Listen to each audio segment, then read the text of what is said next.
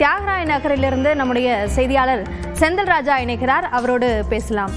செந்தில் ராஜா, சென்னையை பொறுத்த வரைக்கும் தியாகராய நகர் அதுதான் ஒரு பீக்கான இடமா பார்க்கப்படும் தீபாவளி ஷாப்பிங்க்கு. இப்போ இந்த வருஷம் எப்படி இருக்கு? மழை வேற பெஞ்சிட்டே இருக்கு.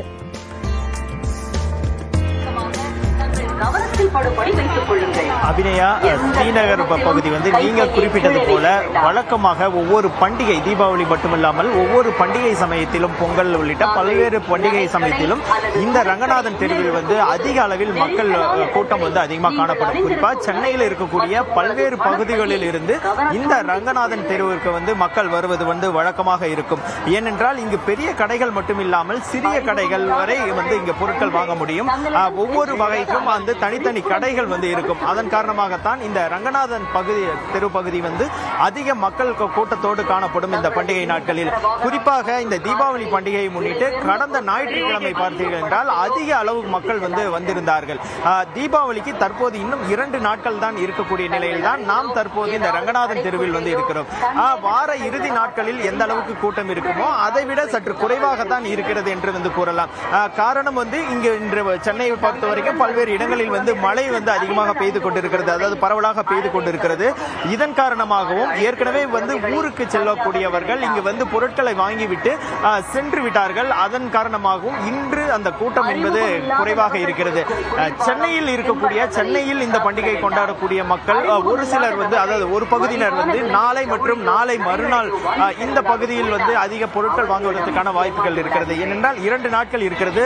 கூட்டம் அதிகமாக இருப்பதன் காரணமாக கடந்த வாரம் பொருட்களை வாங்க தவிர்த்தவர்கள் இந்த வாரம் வாங்குவதற்கான வாய்ப்பு இருக்கிறது. அதனாலும் இன்று நாம் பார்த்தோம் என்றால் மிதமான அளவில் தான் மக்கள் கூட்டம் சென்னை ரங்கநாதன் தெருவில் இருக்கிறது. நீங்கள் பார்க்கலாம், தற்போது நம்ம ஒரு ரங்கநாதன் தெருவில் இருக்கக்கூடிய மத்திய பகுதியில் நாம் இருந்து கொண்டிருக்கிறோம். இந்த பகுதியில் வழக்கமாக சனி ஞாயிறுகளில் வந்தோம் என்றால் கூட இந்த பகுதியில் அதிக அளவில் கூட்டம் இருக்கும். நாம் நிற்கவே முடியாத ஒரு சூழல் தான் இருக்கும். ஆனால் தற்போது ஒளிப்பதிவாளர் பாண்டியன் அந்த காட்சிகளை காட்டிக் கொண்டிருக்கிறார். பெரிய அளவில் கூட்டம் இல்லை. அதாவது வழக்கமான நாட்களில் இருக்கக்கூடிய கூட்டத்தில் ஒரு 40% கூட்டம் தான் இங்கு இருக்கிறது. குறிப்பாக இன்னும் நேரம் செல்ல செல்ல கூட்டம் வருமா என்ற எதிர்பார்ப்பும் இருக்கிறது. இருந்த போதிலும் கூட்டம் குறைவாக இருந்தாலும் இந்த தீபாவளி பண்டிகை முன்னிட்டு காவல்துறையினர் அதிக அளவில் இந்த பாதுகாப்பு பணியில் ஈடுபடுத்தப்பட்டிருக்கிறார்கள்.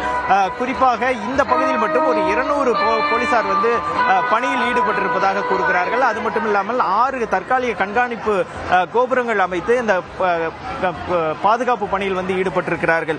குறிப்பாக அந்த சிசிடிவி கேமரா உள்ளிட்ட பல்வேறு விஷயங்கள் இருக்கிறது. அதே போல் ஒளிபரப்பு மூலமாக மக்கள் எவ்வாறு நடந்து கொள்ள வேண்டும், எந்தெந்த விஷயங்களில் ஜாக்கிரதையாக இருக்க வேண்டும் என்பது உள்ளிட்ட பல்வேறு முன்னெச்சரிக்கை ஏற்பாடுகளை ஒளிபெருக்கின் மூலமாக கொடுத்துக் கொண்டிருக்கிறார்கள். அபிநயா, சென்னையை பொறுத்த வரைக்கும் ஷாப்பிங் செய்யும் இடங்களில் மக்கள் கூட்டம் குறைவாக இருக்கிறது. ஆனால் சொந்த ஊர்களுக்கு செல்லும் பேருந்து நிலையங்களில் அதிக கூட்டம் இருப்பதற்கான வாய்ப்பு இருக்கிறது.